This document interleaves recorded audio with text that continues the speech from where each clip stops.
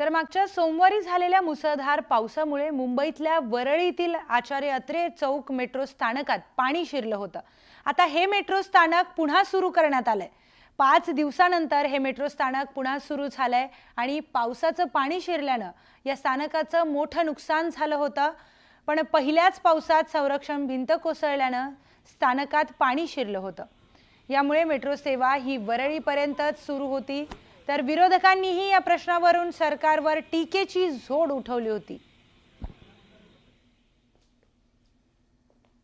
आपण या मेट्रो स्थानकात आहोत। हा संपूर्ण परिसर जो आहे तो जलमय झालेला होता, कारण 26 मे रोजी मुसळधार पाऊस मुंबईमध्ये कोसळत होता आणि त्याच दरम्यान हे जे काही दिवसांपूर्वी उद्घाटन झालेलं हे जे मेट्रो लाईन आहे म्हणजेच ॲक्वा लाईन 3 ची याच दरम्यानचं नवीन स्टेशन म्हणजेच आचार्य अत्रे चौकचा जो परिसर आपण पाहतोय, याच परिसरामध्ये बऱ्याच प्रमाणात पाणी साचलेलं होतं आणि त्यामुळेच हा जो आचार्य स्टेशन आहे हा बंद होता। 26 मे पासून तो पूर्वरत करण्यात आलेला आहे। 31 मे रोजी म्हणजे 5 ते 6 दिवस हा जो संपूर्ण स्टेशन आहे तो बंद करण्यात आलेला होता। प्रवासी या ठिकाणाहून प्रवास करू शकत नव्हते, परंतु आपण जर पाहिलं तर 31 मे पासून हा जो स्टेशन आहे आचार्य अत्रे चौक हा पूर्वरत करण्यात आलेला आहे। आपण हा जो परिसर पाहतोय संपूर्ण हा जलमय झालेला असून या ठिकाणी जे आपण भिंत पाहतोय, संरक्षण भिंत जी आहे ती जलमय झालेली होती। त्याच ठिकाणी काम सुरू होतं आणि त्यामधूनच पाणी बाहेर येत होतं, म्हणूनच या परिसरामध्ये बऱ्याच प्रमाणात पाणी साचलेलं होतं आणि म्हणूनच हा जो स्टेशन आहे तो बंद करण्यात आलेला होता। याच प्रश्नावरून राजकीय वर्तुळात देखील चर्चा रंगलेली होती की काही दिवसांपूर्वीच या स्टेशनचं उद्घाटन झालेलं आहे, या मेट्रो लाईनचं उद्घाटन झालेलं आहे आणि त्यानंतर अचानक हा जो पाऊस पडलेला आहे त्यामध्ये अचानक याच्यामध्ये पाणी साचलेलं आहे आणि म्हणूनच बंद करण्यात आलेला आहे। परंतु प्रवाशांसाठी ही बातमी महत्त्वाची आपण मानू शकतो की हा जो स्टेशन आहे परिसर हा पुन्हा एकदा खुला करण्यात आलेला आहे। प्रवासी या स्थानकावरून आचार्य अत्रे चौक या स्थानकावरून प्रवास करू शकतात। 31 मे पासून प्रवासी या स्थानकापासून प्रवास करू शकतात। व्हिडिओ जर्नलिस्ट प्रवीण शेट्टीसह स्नेहा जाधव, न्यूज 18 लोकमत, मुंबई। पुढची बातमी आहे बीडमधून। बीडच्या आष्टी तालुक्यामध्ये जोरदार पावसामुळे टोमॅटो उत्पादक शेतकरी संकटात सापडलेत। हातातोंडाशी आलेला घास अक्षरशः मातीमोल झाल्याने शेतकरी हवालदिल झालाय। लालाबाई धोंडे यांनी आपल्या शेतात टोमॅटोची लागवड केली होती, तर भर उन्हात पाणी देऊन ही बाग फुलवली। मात्र जोरदार पावसाने टोमॅटोचा अक्षरशः चिखल केलाय। त्यामुळे हताश होऊन लालाबाईंनी चिखलच तोंडाला लावत आक्रोश व्यक्त केला। त्याचबरोबर सरकारनं नुकसान भरपाई द्यावी अशी मागणी देखील केली आहे। किती खर्च केलाय, काय करायचं शेतकऱ्यांनी? खूप नुकसान झाले, खुरपण आली, ही झाली, जवळजवळ 1 लाख रुपये खर्च झालाय। कर्ज पाणी बाजार करून आम्ही हे पैसे घेऊन हे पीक तयार केलं। तोंडात घास घालायला आला की हो काही असं झालं, हो काही कसं झालं। आता टमाटा महाग झाला तर आता हे काहीच नाही राहिलं। आता आम्ही काय करायचं? काय देता येत असन तेवढी मदत तुम्ही केलीच पाहिजेत, हो का? एवढीच विनंती आहे। लालाबाई लाल टमाटा हो का त्याचा झाला चिखल, आता काय करायचं? होता होईन एवढी मायबापांनो तुम्ही आम्हाला मदत करा। तर मे महिन्यामध्ये झालेल्या पावसामुळे सिंधुदुर्ग जिल्ह्यात देखील कलिंगड उत्पादक शेतकऱ्यांच्या कलिंगड बागा अक्षरशः पाण्यात गेल्यात। त्यामुळे कलिंगड उत्पादक शेतकरी मोठ्या आर्थिक संकटात सापडलाय। कुडाळ तालुक्यातील बिबवणे येथे पप्पू वेंगुर्लेकर आणि दीप ओरोसकरांनी 15 एकर शेतामध्ये कलिंगड पिकाची लागवड केली होती। मात्र पावसामुळे हातातोंडाशी आलेला घास हिरावून नेलाय। त्यामुळे शेतकऱ्यांचं लाखो रुपयांचं नुकसान झालंय। हजारो टन उत्पादित कलिंगडाचं नुकसान डोळ्यादेखत पाहण्याची वेळ या शेतकऱ्यांवर आली आहे।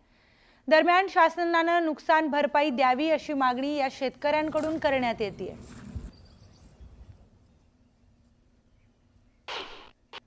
सिंधुदुर्ग जिल्ह्यात अवेळी दाखल झालेल्या पावसामुळे शेतकऱ्याचं प्रचंड नुकसान झालंय।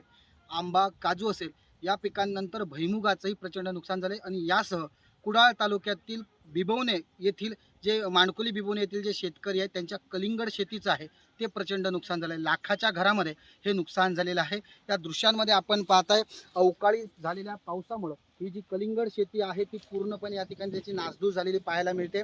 या ठिकाणी ही जी कलिंगड आहेत ती बाजारात विकली जाऊ शकत नाहीत आणि यामुळे या 15 एकर वावरातील जी कलिंगड आहेत जवळपास 12 लाखाहून अधिक उत्पन्न यातून त्यांना मिळणार होतं आणि याचं जे आहे ते प्रचंड नुकसान झालेलं आहे आणि शेतकरी वारंवार नुकसान भरपाईसाठी मागणी करतोय. मात्र या ठिकाणी कलिंगड हे पीक नुकसान भरपाईमध्ये येत नसल्याचं कृषी विभागाकडून सांगण्यात येतं आणि त्यामुळे शेतकरी जो आहे तो आर्थिक अडचणीत सापडलेला पाहायला मिळतोय. शेतकरी या ठिकाणी शासनाकडे विनंती करताना पाहायला मिळतोय, कारण या ठिकाणी आंबा काजू असेल याला नुकसान भरपाई दिली जाते, मात्र कलिंगड या पिकाला या ठिकाणी नुकसान भरपाई दिली जात नाही आहे.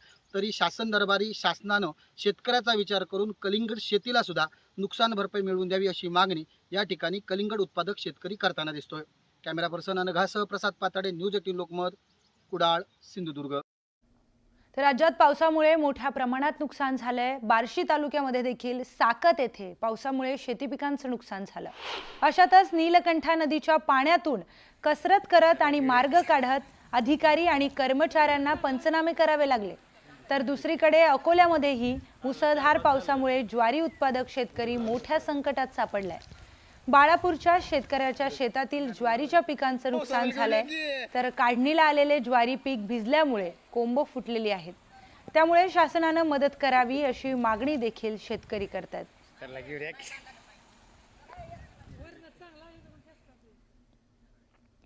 तर गेल्या 20 दिवसांपासून मनमाड, मालेगाव आणि येवल्यासह नाशिक जिल्ह्यात पहिल्याच पावसानं मोठं नुकसान केलंय. तब्बल 6,570 हेक्टरवरील पिकांचं नुकसान झालंय. तर 1,000 गावांमधील 19,907 शेतकऱ्यांना त्याचा फटका बसलाय. सर्वात जास्त नुकसान आंबा बागा, मका, टोमॅटो, गहू, कांदा आणि इतर भाजीपाल्यांचं मोठं नुकसान झालंय. गेल्या काही वर्षापासून वेळोवेळी नुकसान झाल्यामुळे शेतकरी हतबल झालेत आणि त्यामुळेच या शेतकऱ्यांना सावरण्यासाठी प्रशासनाने मदत देण्याची मागणी त्यांच्याकडून करण्यात येते.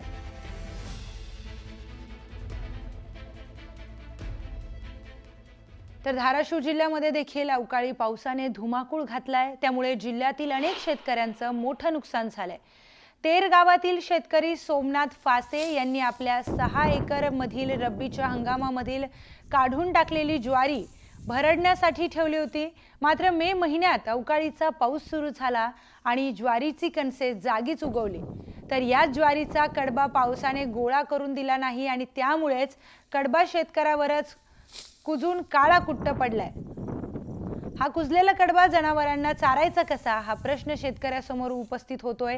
त्यामुळे भिजलेली ज्वारी आणि कुजलेला कडबा यामुळे या शेतकऱ्याचं लाखो रुपयांचं नुकसान होत आहे. सरकारने आता या नुकसानाची भरपाई द्यावी अशी मागणी शेतकऱ्यांकडून करण्यात येते. माझी 6 एकर ज्वारी होती. लेट पेरणी झाल्यामुळं आणि काढायला उशीर आल्यामुळं आम्ही ज्वारी काढली की हा अवकाळी पाऊस चालू झाला. ती ज्वारी काढलेली आम्हाला उचलता पण आला नाही. कडबा तसा वाया गेला. ज्वारी झाकून ठेवली ती पूर्ण उगवली ज्वारी कणस सगळे. त्यामुळे आमचं जवळजवळ 7-8-10 लाखाचं नुकसान झालेलं आहे. कडबा तर पूर्णच गेला. ज्वारी पण म्हणजे 50% ज्वारी उगवली.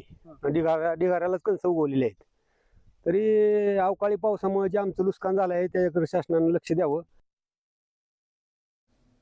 तर अवकाळी पावसासह मे महिन्यातच मान्सून दाखल झाल्याने सिंधुदुर्ग जिल्ह्यामध्ये शेतकऱ्यांच्या शेतीचं प्रचंड आर्थिक नुकसान झालंय. भुईमुग, कलिंगड, कोकम या पिकांचं प्रचंड नुकसान झालं असून काजू व आंबा या पिकांचं देखील नुकसान झालंय. जिल्ह्यातील 74 गावांमध्ये 26 हेक्टर शेतीचं नुकसान झालं असून 175 शेतकरी यामुळे बाधित झालेत. तर शासन स्तरावर प्राथमिक अहवाल सादर केला आहे अशी माहिती जिल्हा कृषी अधिकारी यांनी दिली आहे.